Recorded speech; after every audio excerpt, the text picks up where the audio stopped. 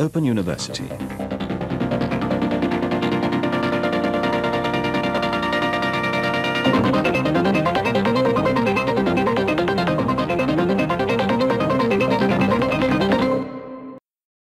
Hello studentistas, I'm in my second last week in Berlin, and the weather is still struggling to get much beyond 10 degrees centigrade, so I was wildly optimistic bringing all my summer clothes, but I'll be in Italy quite soon and that'll be fun. I'm actually going to get one of these global rail passes and go around on the trains, not just in Italy. I think the nice thing will be to have the option at least to go to other countries too, and then to travel back to Britain with the train. So right now I'm in that rather pleasant situation of narrowing down the things I really need. If I'm going to be with a bag on public transport for essentially a month, I want to see how little I can get by with. And that's one of my weirder pleasures, actually, just in an almost Beckettian way, trying to reduce my needs, at least for a limited period. So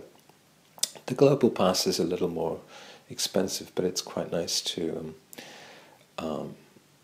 have at least the possibility to go somewhere each day. So Avellino, ironically, the place I have to go to play my concert on, I think, the 14th of May, it's one of the few towns in Italy without a train station. They obviously had their equivalent of Beeching, the infamous Beeching in Britain, who axed a lot of the local stations. So there is just a bus from Naples that you get to Avellino.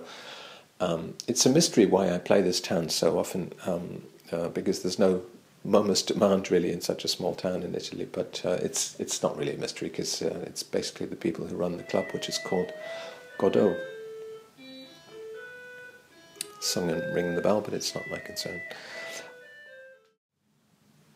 The exception to the weather problem was yesterday, which was actually a beautiful day, so I went up to the Tempelhofer Feld, which used to be an airport, of course, and is now just a big pelt of pelouse, a lawn, and sat there for a while, but actually had a much nicer time sitting in a little square, reading this book, which is called The Confession of Pastor Berg. I don't know if you can see it.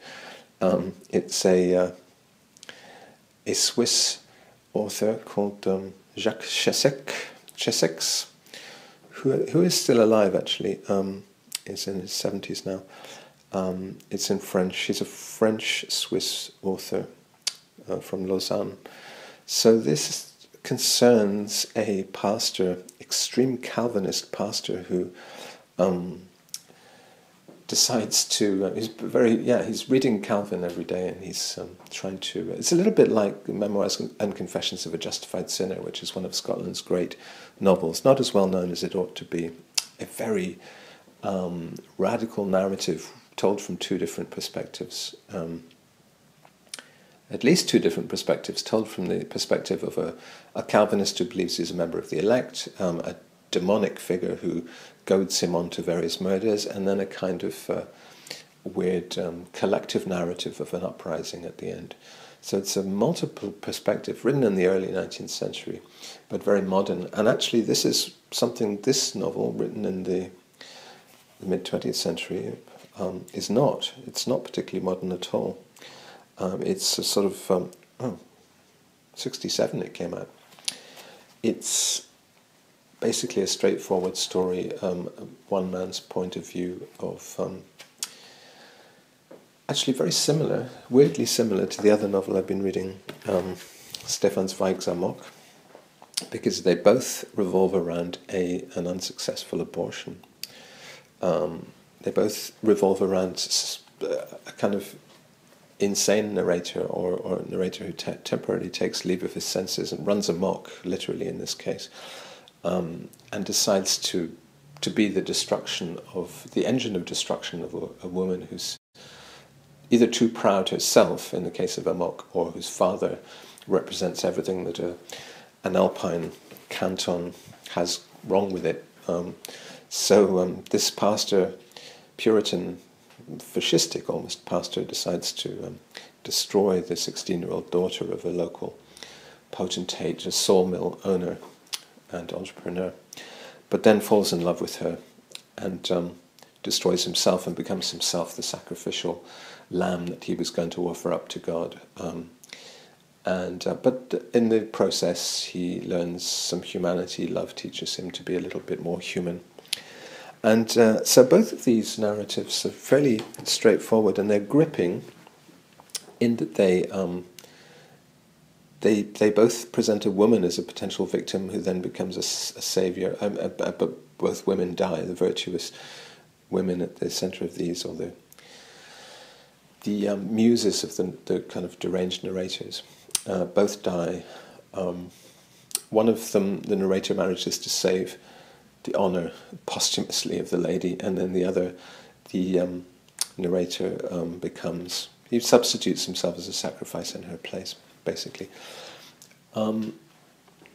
They both strike me as being essentially 19th century style narratives, but having said that, the book that they reminded me of was much more modernist. The actual 19th century book, the James Hogg novel, was actually much more modernist than either of them. So another book I've got recently, which I haven't been able to start reading, is this Alain Robbe-Grillet, and this is, but I have read about this, which has a different title in German. The Blue Villa in Hong Kong is actually called Lieu de Rendezvous, I think, in French. This is an extremely modernist novel in the sense that it has multiple tellings of the same events and all differently presented. So it's dabbling in weird shifts of perspective, and it's a meta-fiction in that sense. And that's much more interesting to me, the fact that some people, actually probably a minority of authors, took these opportunities in the 20th century to do that kind of thing. I've also got a couple of these novels by this Somalian writer, in exile most of his life, Nuruddin Farah, who is still alive as well, and is a good friend of Salman Rushdie. And A Naked Needle is the one I've started reading. And you can sort of see that he's mates with Salman Rushdie, because there is this kind of rather rushed, sexy kind of tone, rather kind of anything goes, kitchen sink narrative style, which is very personal and a little bit annoying, actually, to be honest. So far, I haven't read very far in this one. But it is part of the same Heinemann African Authors series, which I've been collecting, and I was ravished the other day to go into one of my favourite second-hand bookstores here in Berlin, which is on the Weserstrasse, and find that they had a whole shelf of those Heinemann African authors. Something I'd seen, actually, in a shop on the Karl-Marx-Strasse, which is just round the corner from there. There's an African grocery shop which used to have a bookshelf sitting outside on the street, kind of incongruous, which had nothing but those Heinemann African authors in it. And they all have this orange look to them. My God, there's people on the roof opposite. Let's see if I can switch the camera. Oh, no, I probably shouldn't, but don't know if you can see them there.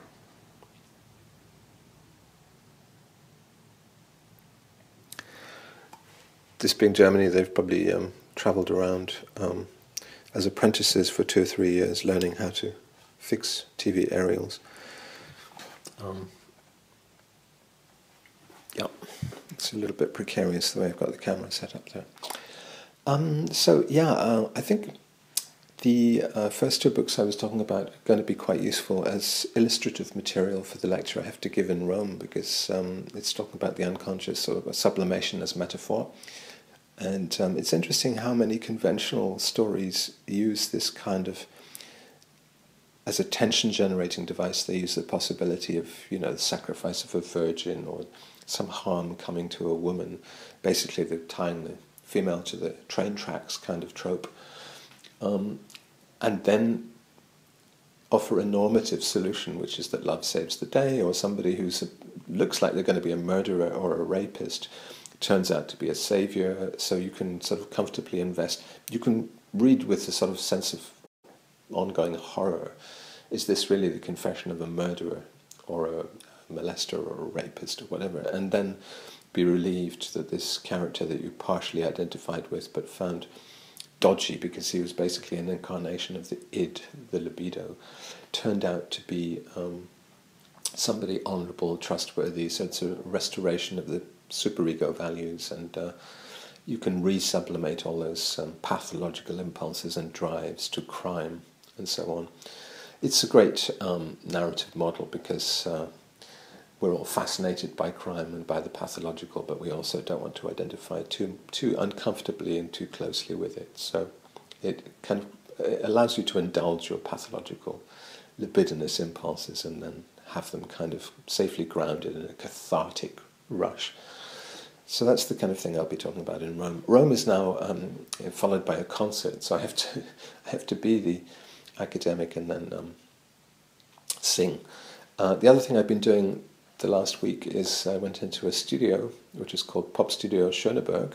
I rather like the sound of that because Schöneberg is one of my favourite composers. I used to listen as a teenager, weirdly enough. I went out and bought a lot of Schöneberg records,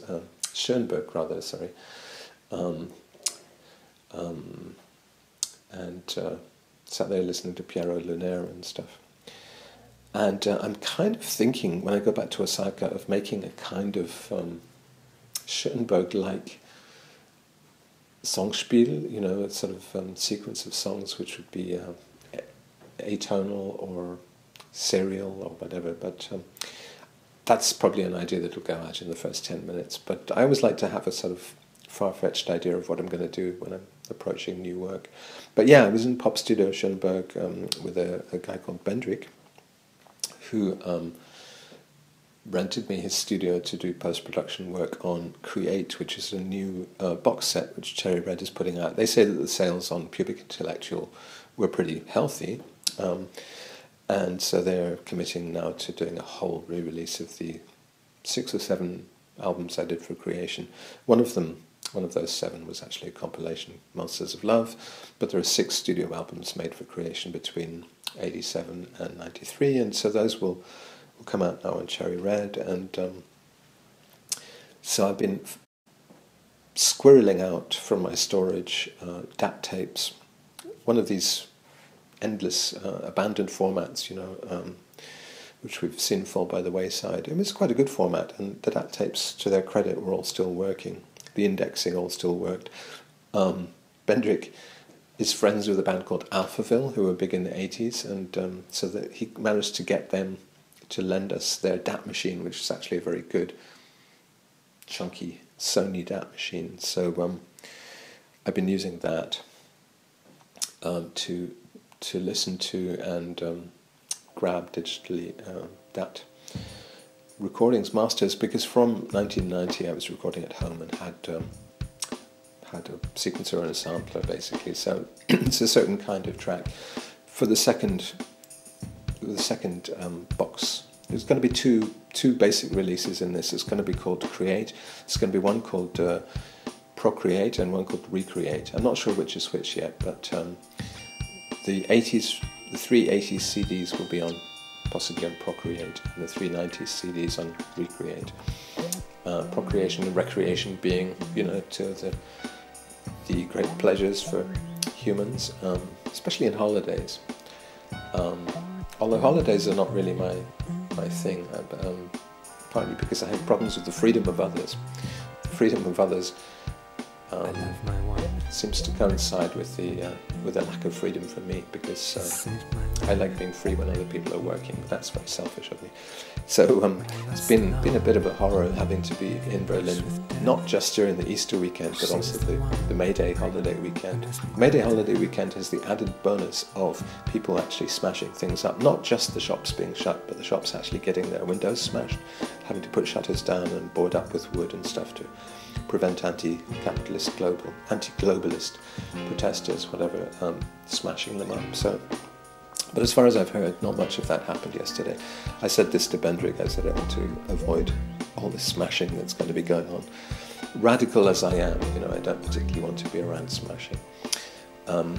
But I'm in a Turkish area, and that tends to happen less in the Turkish area. Well, having said that, Kreuzberg, the Skalitzerstrasse, yeah, Bendrick said you don't actually have to be on the Skalitzerstrasse on May the 1st unless you really want to be amongst the smashing, be part of the smashing experience. But yeah, so I went through a bunch of tracks with Bendrick and selected some of which actually appeared on a CD called Stop This, which was the audio content of my CD-ROM, This Must Stop, which came out in 1996. That was, for a while, I was convinced that the new medium to replace pop music and all other forms of art, including literature, was CD-ROMs. The irony now is that even to find a CD player, to get the tracks, to grab the tracks off some of these old media, including the CD of Stop This, is very difficult because it's all gone the way of suits of armour and chastity belts and things like that. So yeah, the CD player, I had to go around last night to Josto's house, Josto and Amok with their two little babies, who I showed last time, to actually grab some audio, because he had an old enough computer that it had a CD drive in it. So I'm pretty much done. In some cases there were just fragments of these tracks, like there's a track called The Mechanical Arm, which was, there were multiple takes across dates of this, in which a man who'd lost his arm and been nursed back to health by his wife nevertheless wants to have an affair with somebody else, and is in a quandary about that he owed everything to his wife, and yet he was philandering. So I sort of reconstructed a version in which the whole plot of that happens, because there were these separate versions in which he's simply faithful to his wife and there's no dramatic tension in that story. And then there's another version in which he's simply having an affair, and again there's no dramatic tension, simply having an affair. You've got to have the conflict of both of those situations for it to come alive. I suppose in life as well, you need some kind of conflict, and that's why these holidays are terribly boring. The other thing that's been happening is that I got back in touch with Spike magazine. Spike I used to write for, Austrian art magazine now based in Berlin. So I went to review the gallery weekend, which involved going to 3 or 4 different locations in Berlin, which are rife with galleries, and just basically doing rapid, lightning-fast tours of hundreds of galleries. I mean, hundreds. Probably I saw 40 or 50 galleries. There was a sort of feeding frenzy, an edge of hysteria, partly because of the holiday coming up and people wanting to, go places and do things and see things while everything was open. But also there was this weird sense, Berlin is either too much or it's too little. That's really my impression. It's either way too crowded and crazy, or it's totally dead, deserted and quiet. And the same with the streets. The streets are either, like out here with the Hermannstrasse, is really just too much. There's too much action. But then the streets behind it, there's too little action. There are no shops. There's just these dormitory kind of facades of endless crescents and avenues and squares with very little commercial activity. It's either too much or it's too little. This is my impression after Asia. So same thing with the holiday schedule. The holidays come along and there's just nothing. It's just dead. Everything's shut, boarded up even yesterday. Or else there's this kind of frenzy of the commercial days and the main streets. So the same impression really with the art galleries. Some of them in slightly out of the way districts had nobody, were surprised to see you. Others were next to the Potsdamer Straße, which has become, pretty much since I left Berlin, it's become one of the main art areas. It's funny, it's a bit like New York. The art area would be in Chelsea. It would be first of all in Soho, then it would move up to Chelsea, that kind of thing, and then it would be in Chinatown suddenly. I have layers in my mind, maps of Berlin over the couple of decades that I've known the city. It goes back 30 years now, because my first trip to Berlin was in 1987, so I was walking around in communist Berlin, East Berlin, witnessing that. Very glad that I did. I was very lucky to see that while I did. But actually, one of the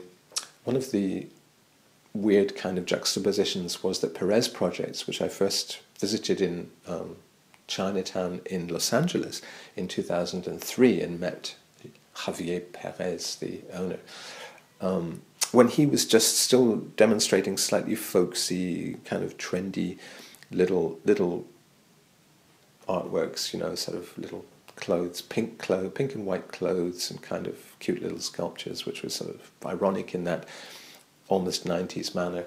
Now he moved to. I mean, he started in San Francisco. He's a gay South American art dealer, basically. He opened a branch in LA Chinatown. He moved to Berlin. He opened a branch in Berlin, which was one of the funkiest places for the best openings about 10 years ago.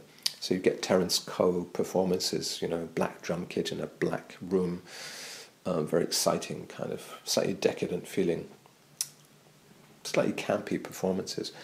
Then Perez moved to Karl Marx Alley. So I went out to his new place, the first time I'd seen his new place on Karl Marx Alley, just across the road from where I first lived in Berlin. That was my first address in Berlin, this massive Stalinist alley, which seems to be built for giants, communist giants. Everything is scaled up to this absurd degree. But Perez now is showing, there was an exhibition of a guy called Brett Wadden, a Canadian. Now he's like making tapestry. He decided, he was making quite different work, and then he suddenly decided to make this sort of minimalist tapestry of geometric motifs, stripes and things. But because it's tapestry, or loom work, I guess you should call it, it has irregularities, and it's quite handmade, and the kind of the warp and the weft go wrong at places. So it's quite interesting to see how irregular it is, and how he's not quite mastered the weaving technique or whatever it is. But it's also it's a huge gallery on this huge street with a lot of empty space. Nobody else was in there when I was there.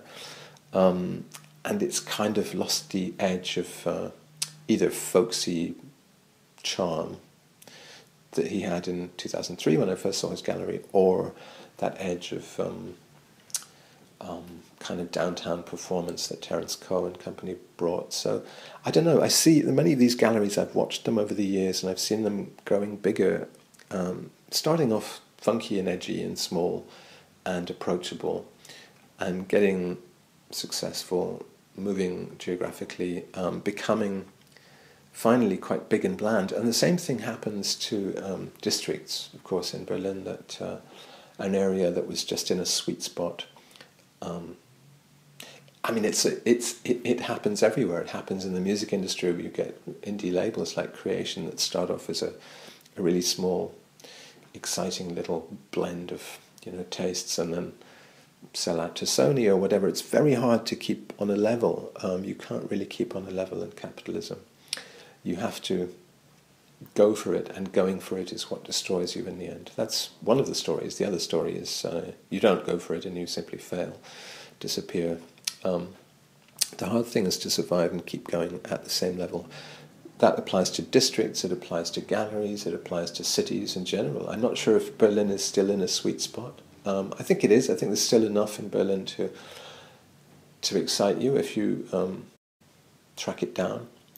I'm not sure if it still excites me to the same extent that it did 10 years ago. I think I'm slightly over Berlin. I think probably Seoul is the city that excites me the most at the moment, which makes it all the more a shame that that bloody Trump idiot is pointing his weapon at the Korean Peninsula just now, and that's become a fulcrum of tensions. So yeah, view from Berlin. I've got a nice empty week now to do more editing on my box set. Then I've got the week advising with Haus der Kultur in der Welt, which should be interesting, because I move up to a fancy hotel on the Tiergarten at that point for 3-4 days.